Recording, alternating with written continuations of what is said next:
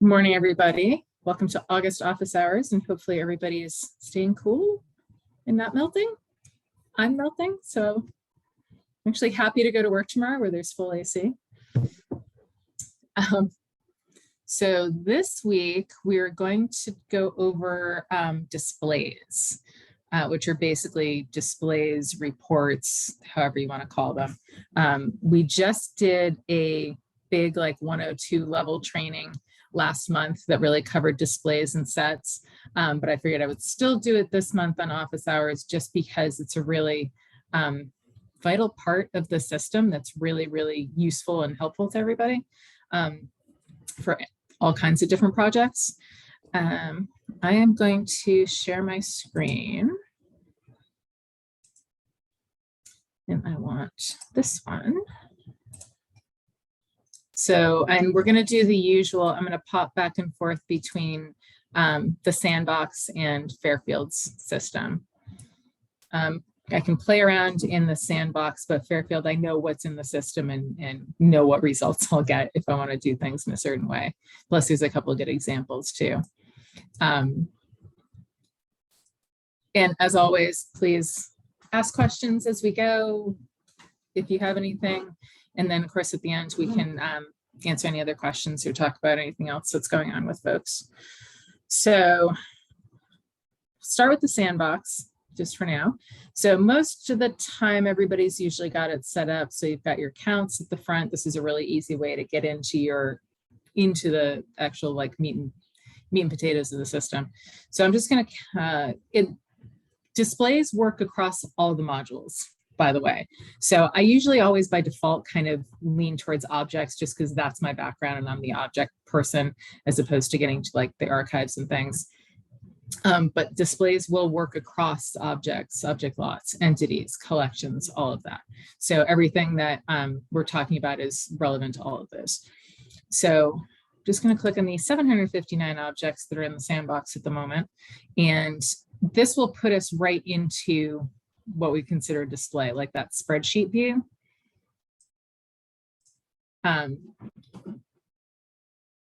This is set up right now as the general, kind of like the general everything, information part.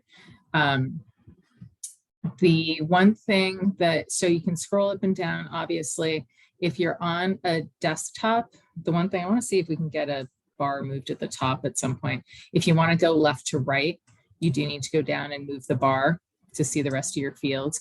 If you're on a laptop, your touchpad will let you go back and forth. I'm demonstrating you can see me on the touchpad, but the touchpad will get you back and forth, which is handy.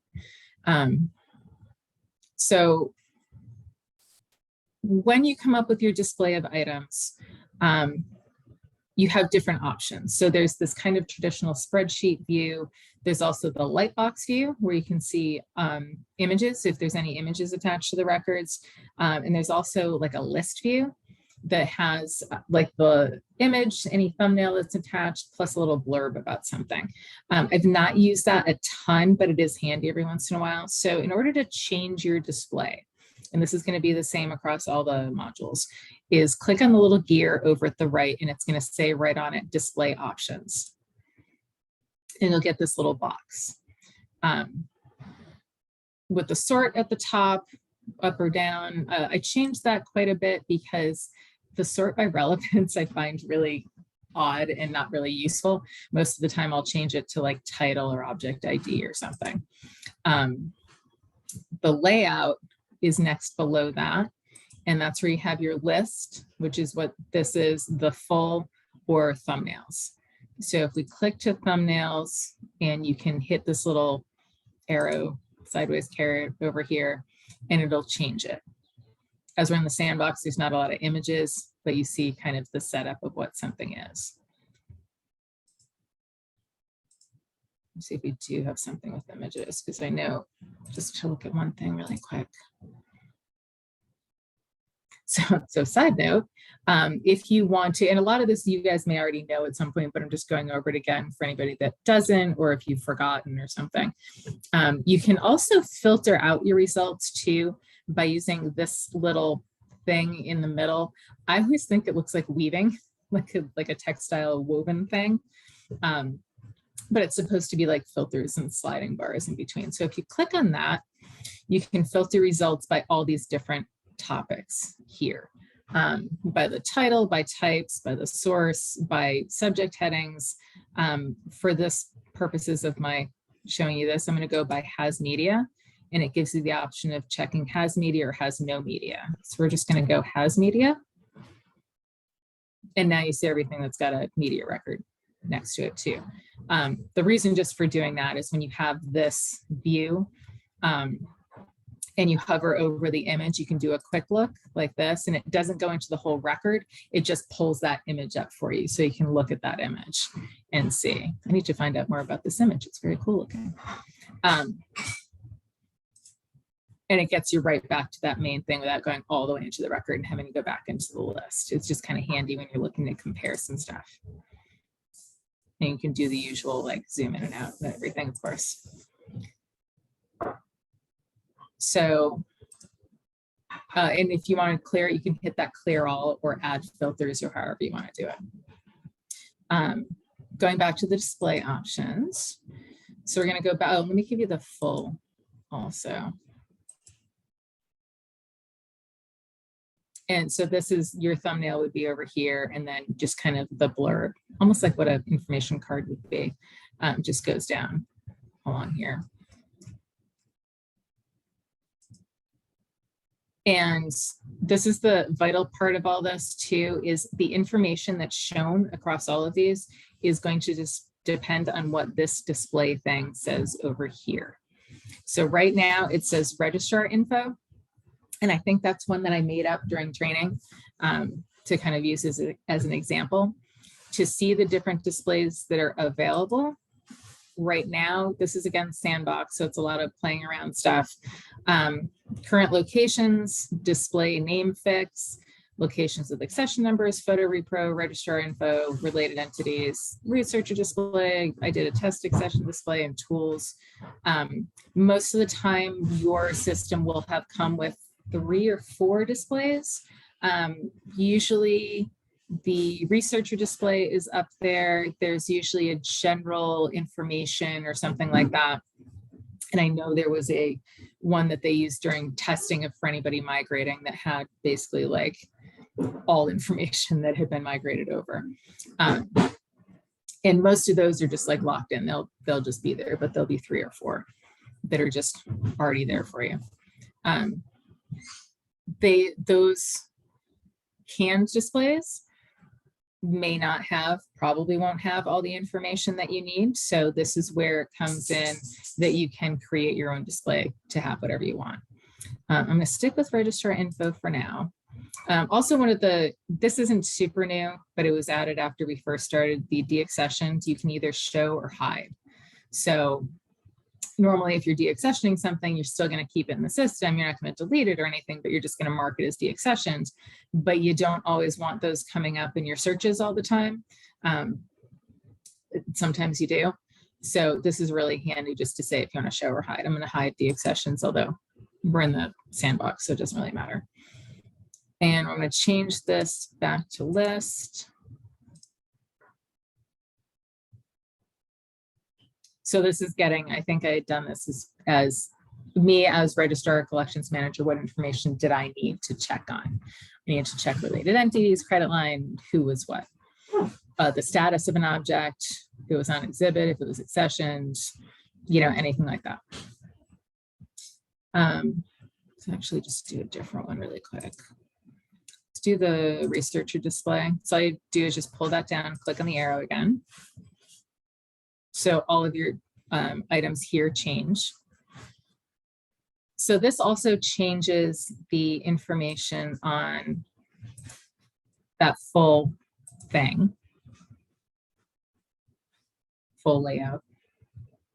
So you've got some different stuff here than we did in the other one.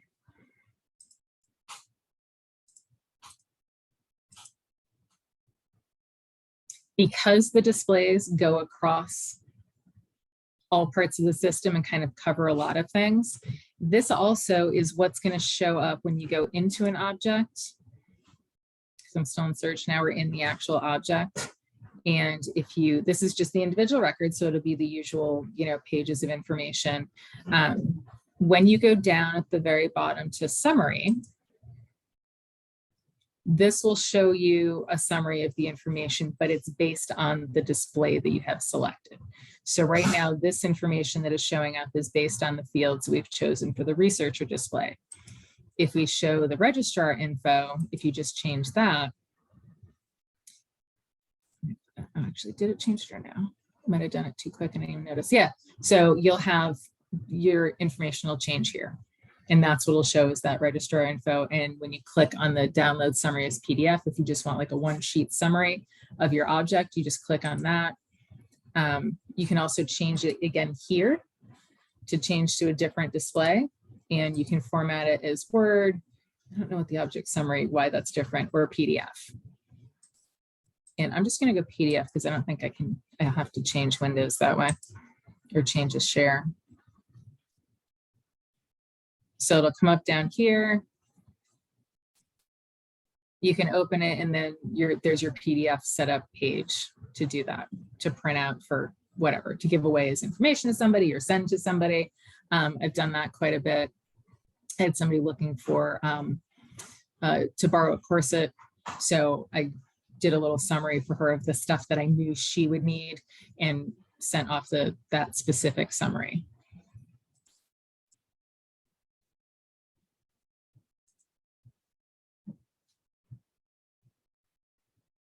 So let me hop over to Fairfield for a second. And all right, I'm going to go into my favorite set of stuff because I use our Alice exhibit for like everything. I'm sure you guys have seen it a million times before, but I know it's relatively cataloged and has lots of pictures. France, Alice. Going to go 45 related objects.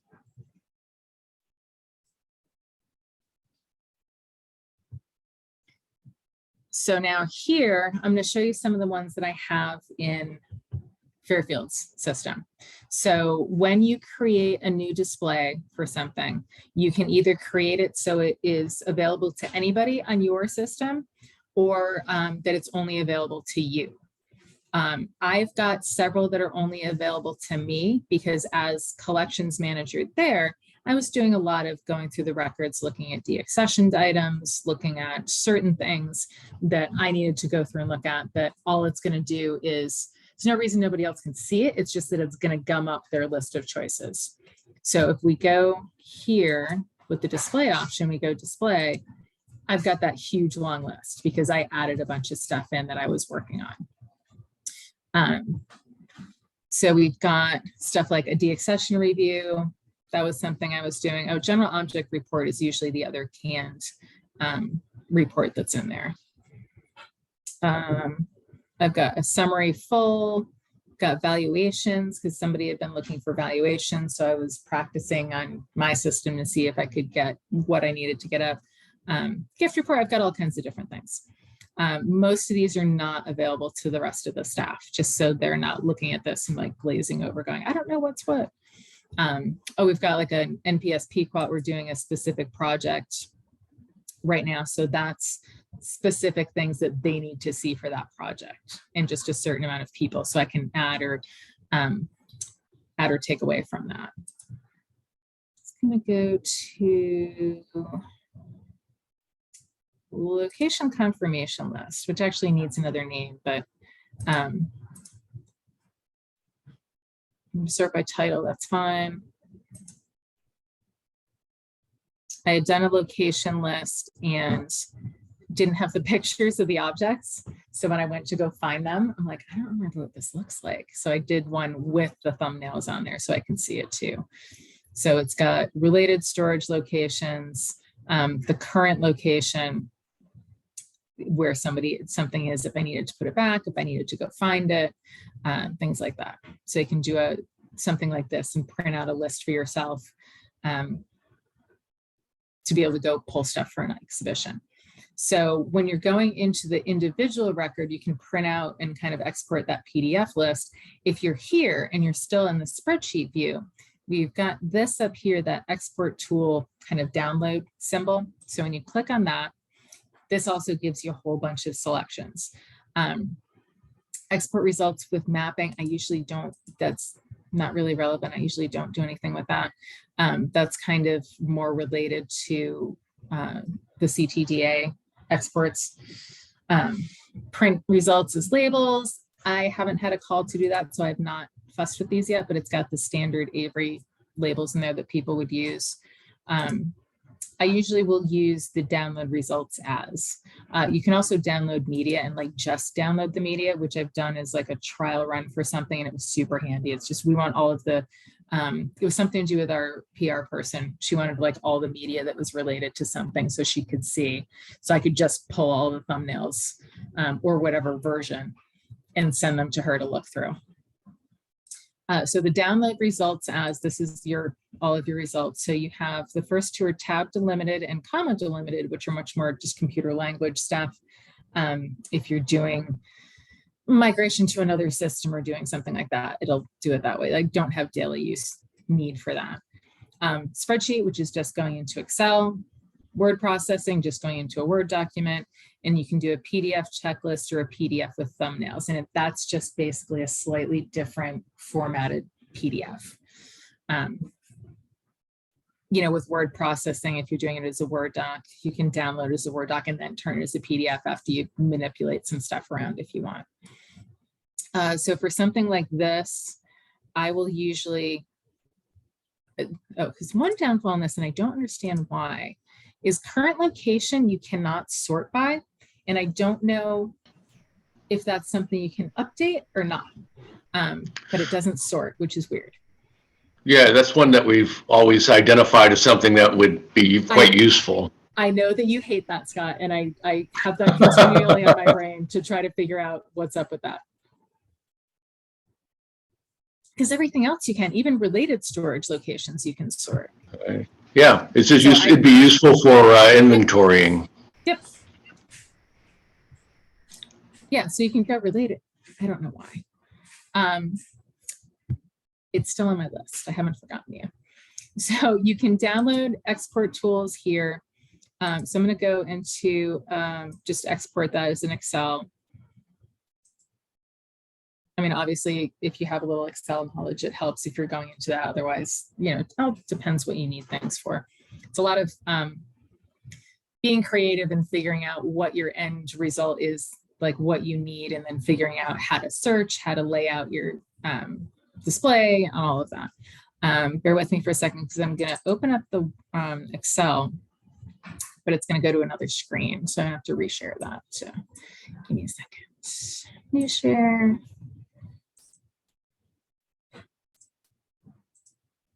There we go. So this comes out in the Excel, and then you can kind of manipulate it however you want. Oh, it's happened to me last time too, and I don't know why.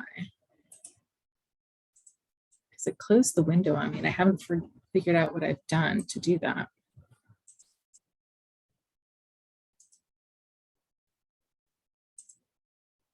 Let's try it one more time, and if it doesn't work. Oh, you know what? Control to select multiple windows. Let's try this. What do you guys see now? Do you see the Excel or the sandbox? Excel. Okay. Oh, interesting. Okay, cool. Oh, I think it has something to do with that I put allow edit. Maybe that's why. So you have your Excel, you've got your object media, which that can get a little squirrely in Excel when you start sorting and things like that. But if you wanted to, so this is what I do, and Scott hates the fact that you have to go in and do this, is I'll sort my current location here and then go from there. And it's partially also, I can sort it by different locations and things if I want. Oops. And I'm still have not got everything set on this computer. That I have my little shortcut up here. So expand the selection, always expand the selection so I don't lose data. So now I've got everything by current location. So I know that all of these things are in E12D and I can go grab everything all at once.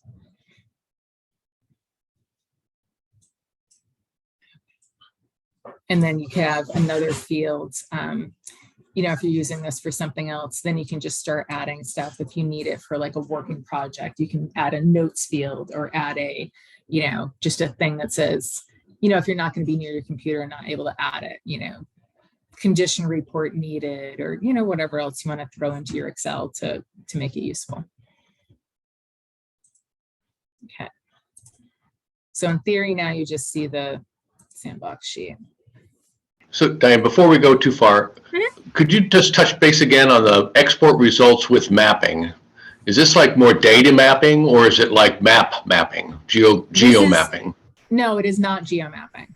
There's a different way you can do that. We can probably do that in display. This is setting up the batch export to upload records to CTDA. Okay, all right, okay. Yeah. Don't need to go there. Yeah, that's just something that's built into that. And that I sent it out to everybody I know, but if everybody didn't see it yet, we're on a pause with uploading to CTDA because they're upgrading, they're doing major upgrade on their systems. And we had been working on a little glitch in ours to make sure it was back to the way, working the way it was supposed to. But after I heard more about the extreme update they're doing, I'm like, so is my process going to change? And they said, oh yeah, that's going to change drastically. I'm like, so I'm not going to work on this right now. I'm going to let this stay. And then once you guys are set and up and running, then we'll put the new process system into place. So that is currently on pause. Hopefully they're supposed to have it done this fall. So I'm going to say probably by late fall, they'll have it done, and then we'll kind of go from there. Their system, from everything I'm hearing, CTDA is going to be much more user friendly for people who are researching and going on. So it should be really good. Fingers crossed. Yeah, so this doesn't do anything other than get a bunch of stuff set up to go. I don't know if it'll let me go back. Okay, so we're back to our other list here. We also did one with an exhibition label with accession numbers, getting ready for a show. And this just kind of saved a lot of typing because we just exported it as a Word, and then we could tweak stuff that we needed to. And you can see the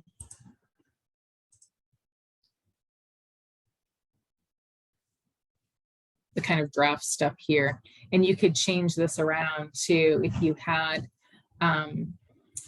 exhibition text written into your record, you could set up your report to like have that here instead of the curatorial description, and it would print out with the or show up with the record.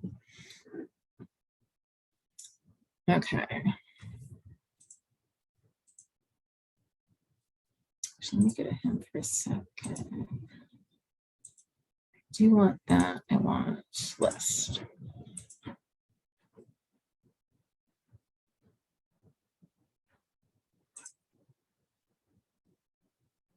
So just looking at the summary again down here, what it looks like on this side. So I've got a boatload of pictures with something. So this is the summary in that individual record. All the pictures show up, all of the curatorial text. Again, this is just label.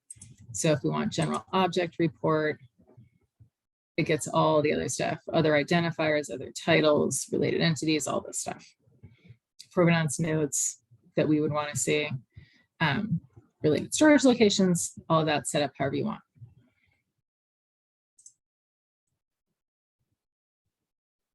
So the big question is, how do you do all this wonderful stuff? So you can basically create any kind of a display, any kind of fields that you want, anything that you're thinking of to go in and do however you want. I'm going to go back to the sandbox, I think, yeah. So what you do is go into manage my displays. And this is just the displays that are available here. And these are right now one entity and then a bunch of object displays. Up at the top right, you'll see new display 4, and you can choose which grouping you want to do it under. Storage locations, loans, entities, things like that. We're just going to stick with collections for now. Hit the plus, and it'll come up with a blank form. And you won't see anything over here on the left until you do your initial save, and then your choices will show up over here. So just list item name.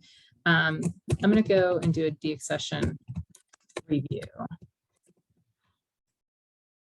The display code, it will come up with its own code. I've just gotten in the habit of entering my own. Just, you don't need anything like super formal, just a bunch of letters will work. Is the system display? I'm going to say yes for now, just for purposes of this. And for now, I'm just going to click save. So all of our choices end up on this side. So you've got basic info, which is that standard first page for everything. Display list and log. And again, everything has a log. So you can always click on that to see what's going on with your record. Like right now it's showing that I just created this. So back to basic info to go down to the rest of it. So there's display settings. You can put in, do you want it to display empty values or not? I usually go yes, so we know what we don't know. So if I see something that shows up and there's no dimensions, but the dimensions label is there, I know that I need to add something. It'll give you show display in, if you want in the thumbnail view, search, browse, editor summaries, things like that. I haven't bothered with any of those. You can restrict it by type. So if you only want a certain report to work for certain objects, like if I'm only looking at physical objects to do, I can restrict that by type. So it won't show up as an option for other things. User access. So this is where you can let other folks have access to. If this wasn't a system, an all system thing, I could set the user access down here. And this is also where group access really comes in handy. So add user access. I'm going to go, I know the other login is the administrator one. I'm going to go collective access administrator. And you can choose whether somebody can read or somebody can edit or not. So we're going to save that. Group access. I don't know if we've got, oh, I do have group access. So do you guys want me to go over the group access thing at all, or are you good with the, no, good, okay. It's in that other training too. I think I got into a little bit. So if you ever need to, you can go on and look at that 102 level training. So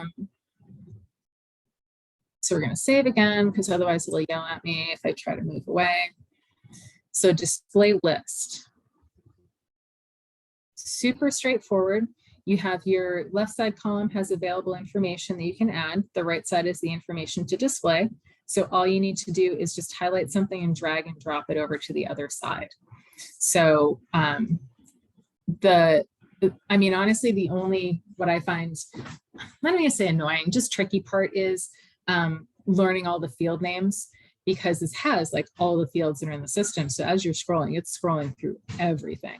So you really have to be detailed and like look for what field that you want and really read it and kind of be familiar with what your field names are, or what they might be.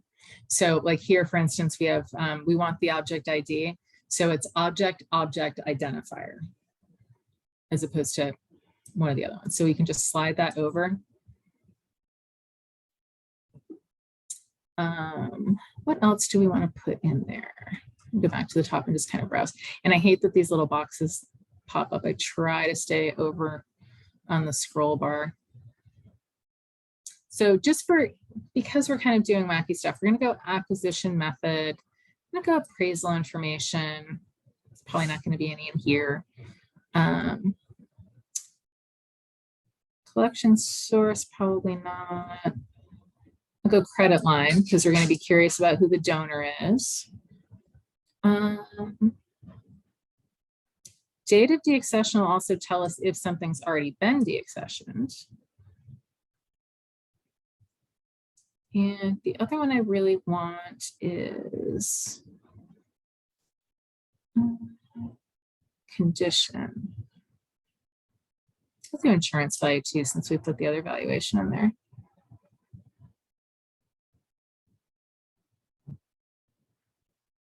And this is where the tricky alphabetized list kind of comes in. We've got a lot of stuff that says object, object. So you'd have to go to like object related entity or object related something else. Oh, object title is probably handy. Probably should put that in. Oh, you know what? This list is just getting bigger, so might as well put provenance in there. Since we're looking at deaccessioning, we want to know if there's a provenance. Okay, so we'll say this is pretty good for now to start. So we're going to click save. One of the things you'll end up doing, so as you're planning out doing this, you can either sit down with like a piece of paper and just kind of write down the fields that you need and figure out what you want, or just kind of jump in like this and just start putting stuff together. Either way, you'll probably have to jump back and forth between this, between the display creator and your regular record to make sure everything's where you want it. So we're clicking save on this. We're going to go back to objects. We'll just go back to this guy. I don't think it'll put it in a, oh, it gives us a bunch. That's good. So we're going to click on results to go back to that full spreadsheet view. And now we have to go back to display options. And now we should be seeing this. Here's our deaccession review up here. So click on that. And the site by identifier, sort by identifier. Oh, that was the other thing too. All of your sort by fields up here also can be affected by what display you're using. So if you're looking for something with a particular field that may not show up in your sort because that field's not existing in your thing. Hit the arrow. So now we've got our display with all of those fields that we wanted.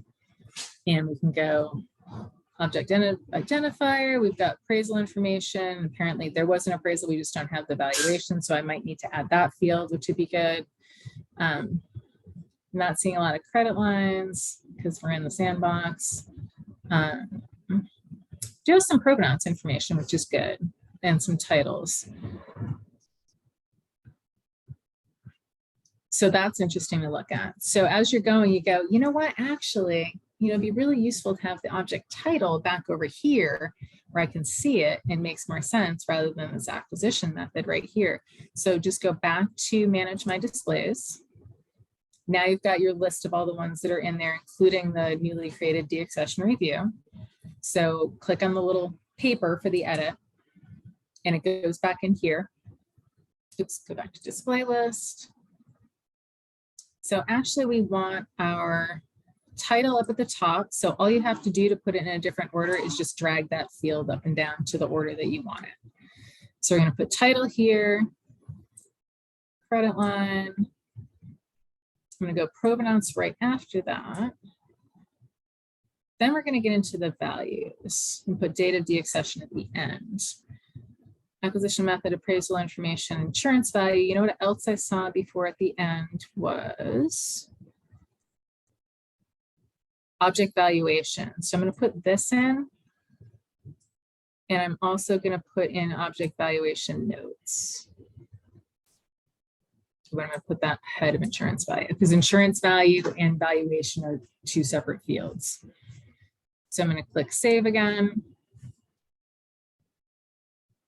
Go back to our friend here. Back to results. So now we've got everything in a different order that makes a little bit more sense towards what you're doing. So object identifier, titles, credit line, provenance is in there. And I doubt anything has a valuation being over here. Not really, but we've got our appraisal information at this part. So we don't have different valuation or notes, just the way it shakes out. So you can put that there. And just one more tweak that I'm going to do. And again, I usually go through, like if I'm doing a real one, I actually go through this about this many times before I've got it the way that I want it. So it just depends on how your personal workflow, if you want to just go back and forth or if you want to like plan it out ahead of time. The other thing I want for this is condition reporting. So here we go. And we're going to put this right up under provenance.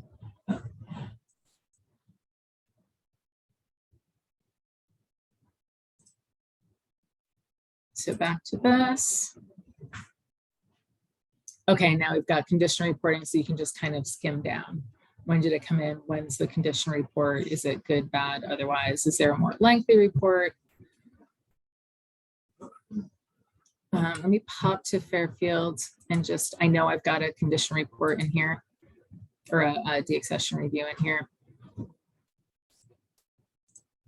Deaccession review. That I probably did a lot of the same things.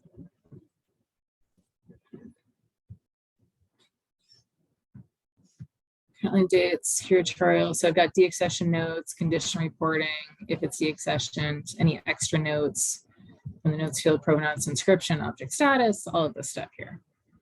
So it's whatever fields that you need to do whatever task you need doing. And it could be a specific project, like a deaccession review. It could just be a general, we don't like the way our general object report looks since we don't use that field. So we need to create our own general objects list view to see, because there's a lot of stuff that's not relevant, anything like that.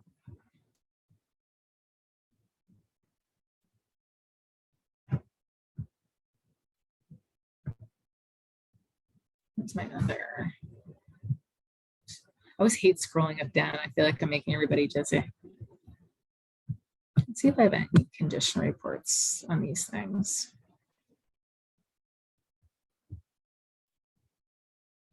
Yeah, quite a few. And I think there's a couple fields of like what level something is, if it's in what condition level it is, if it's fair, poor, whatever. So you can include that. So you can do like a quick look through and be like, oh, this is, I don't want any of this. Actually, what can I do here? Types versus, not as much conditioning here, but let's get rid of that.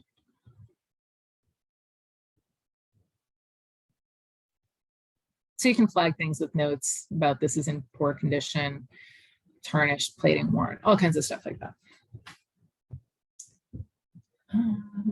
I've also got, I'm just trying to give you more ideas of what you can use this for too. We created a report for, I called it something weird and I can never find it. It's like an exhibition review or review for exhibition. Oh, it's further down. Review for exhibitions. I always look for it under exhibitions. So this has a lot of the information if you're considering something for an exhibition. We put together a little really quick blurb list of stuff. What's the title, the date, we put dimensions in, if there are any inscriptions and any extra information, related entities, things like that. So when we pulled together sets of items that we were thinking about for an exhibition, you can just have this kind of quick view to look at. So and the other trick is, again, with that permission to view kind of thing, if you've not made it a whole system-wide view, make sure that the people that you're sharing this with or you want to see it have access to it. We found this out the hard way when I kept telling people, this is the same with sets. I kept telling my coworkers, like, no, I created a set for that. You should be able to see this display. It's all in there. I totally did it. I'm looking at it now. I can see it. And then we realized that you had to add the people in or make a system-wide view. Once we figured that out, we were in good shape. But there was a lot of like, I don't understand what's going on. I can see it right here. Why can't you see it? Okay. Something else I was going to say about this, and I don't remember what it was. Oh, just with other things. So I found this useful for putting together displays for entities, because we had a lot of entity cleanup when we moved our data, and just in general reviewing a lot of stuff, that I created a couple different views to be able to see the entity information a little bit more. So I've got a brief summary. There's the summary full. I think those are both canned reports with. I had a gender one that I put in because I wanted to make sure that everybody had like a male or female or unknown, because there's a lot of weird, tricky names out there and you just don't know, and it helps you look for things. My example is always my old museum. We had a portrait of Romanta Woodruff. Romanta was linked to the record. Great, awesome. I went looking for the portrait down in storage and it just had like the rack number. It didn't have like a specific location. So it was like on rack 10. So I'm looking at this rack and I'm looking for a woman in a lovely dress. I knew what the arrow was. And I'm like, I don't see this. Why am I not seeing this anywhere? And I went back and checked, and Romanta was actually a man's name. So I went back and looked for a guy and I was in much better shape. So a lot of the time I will make sure the gender is on there just for things like that, or dressing envelopes and things. Right now, the only choices are male, female, unknown. That can be changed in the future if we need to for anything, or if anybody ever has suggestions for that. But considering our, most of our historic background, it's still pretty applicable for us. I've got an alternate last names, entity and related law, entity and related law, entity first, last list.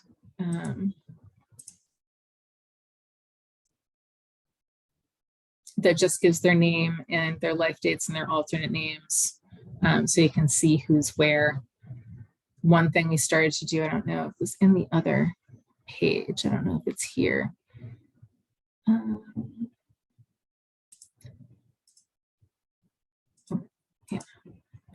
In the sort for entities, you can also do surname, forename, or by forename, which is really handy,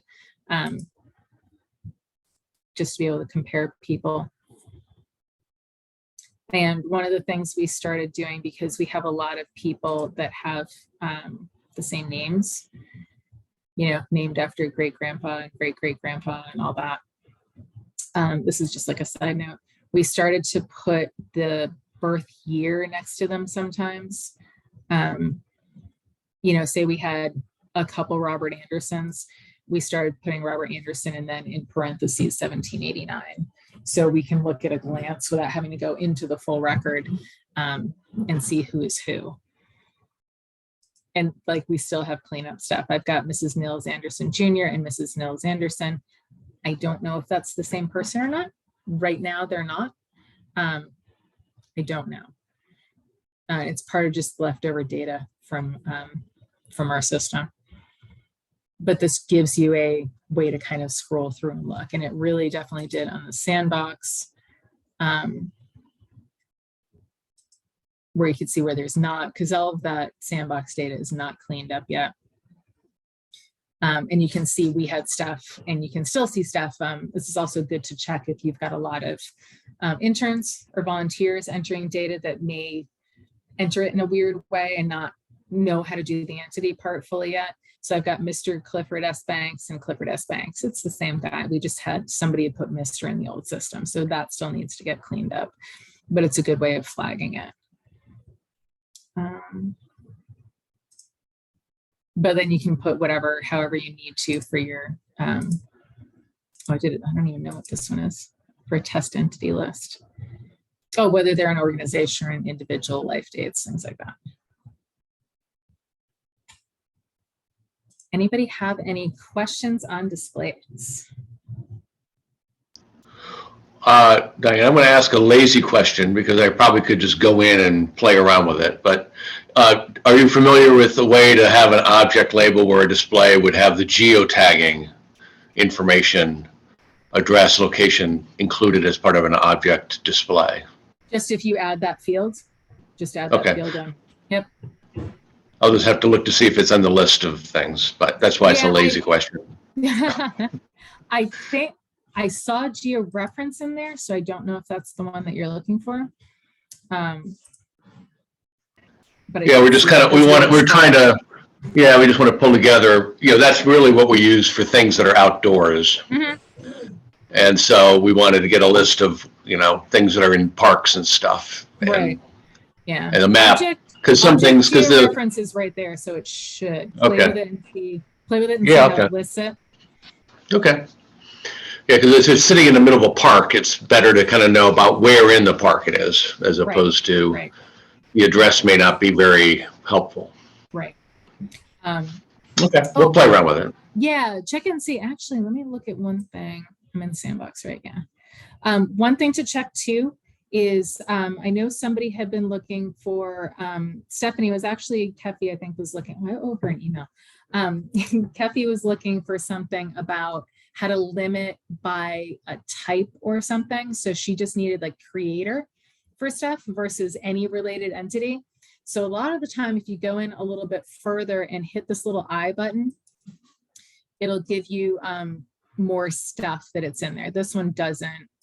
It's probably more related loans, maybe might have something. Oh, you can restrict types to like incoming loan, outgoing loan, relationship type. So some of those things might have more depth to it. Like I know I could restrict the relationship type for what she wanted for a creator display to just created by versus created by, related to, donated by, accepted by, like all that stuff.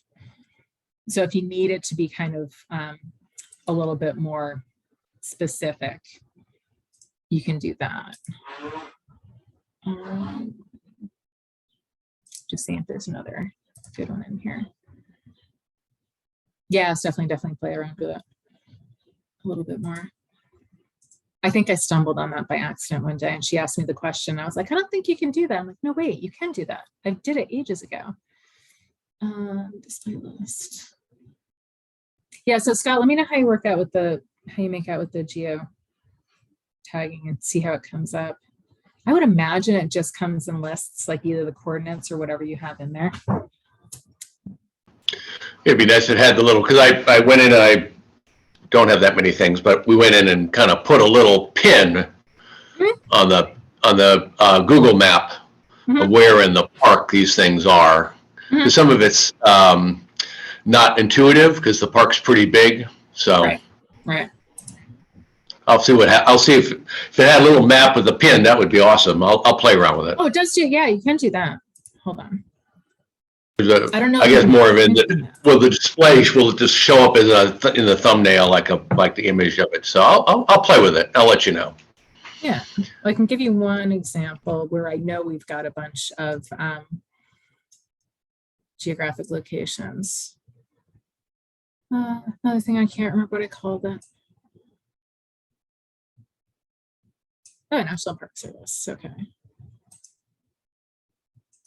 Because we did an archaeological dig, so we have all of like the exact locations. Let's see. Oh, so when you're if you're in the set of stuff or the list of things you want to do, click on this little visualize over on the left-hand side over here. And it gives you a choice of map or map. Just click the little arrow over. And we have a couple of oddball numbers that are over like in France. But as you zoom in, you can see, because we had exact coordinates, you can see where all these things exactly were found. So if this was a big park, you could like, if you have the exact geo location or even like a general one, you can see exactly where something is. And it'll give you like a little what it is and picture if there's a picture.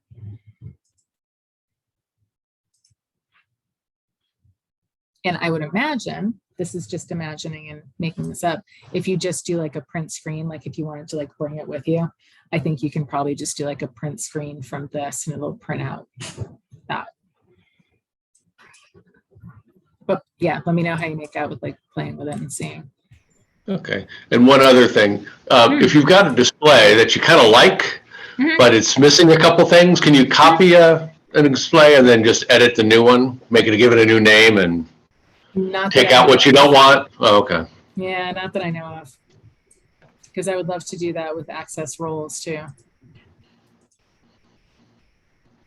Yeah, it'd be helpful if you say, oh, this is pretty good. I want to add these Yeah. 2 fields and take out these 3, and Right.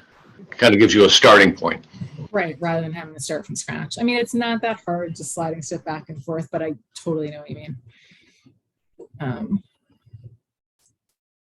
Yeah, because you're basically new display for, and I don't think there's a way to like, not that I know of. I will put that in the list of suggestions too. Just a minor thing. Just wanted to ask. Oh yeah, I'm a fan of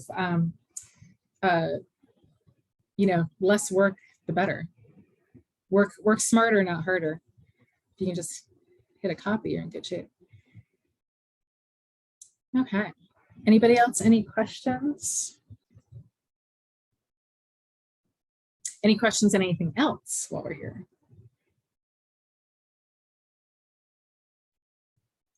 I have a very specific question if nobody else has anything Sure. more general to add.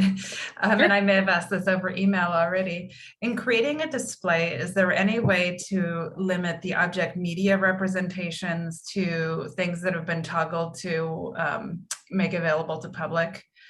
So that in the display, because we often upload, accession documents and things like that as media. And we wanted to just have someone with a more limited role be able to access just, the image. Okay. Yeah. So if you have like a researcher going in just to be able to see the public access one. Right. An interesting question. I don't know. And, it doesn't need to be answered now if you don't know enough but just something to think about whether that's possible or not. Yeah, I don't know. I mean, that's something that can be overall, like if you never want them to be able to see that, that can be overall toggled in your user access roles to have them not be able to see that. The other thing you can do is, I wasn't able to get it to just show the public images with either of those 2 approaches. So, because then they just have access to, all kinds of documents and things that. Right, that you guys need there, but that would be a thing. I would say check in that little I box with it. I have media with this one. I don't. I'm trying to think of one that I have media with. There's a lot of media options, but I think it's more talking about the size. This one is media, like in the little slide back and forth bit. Object media. So let me look at this.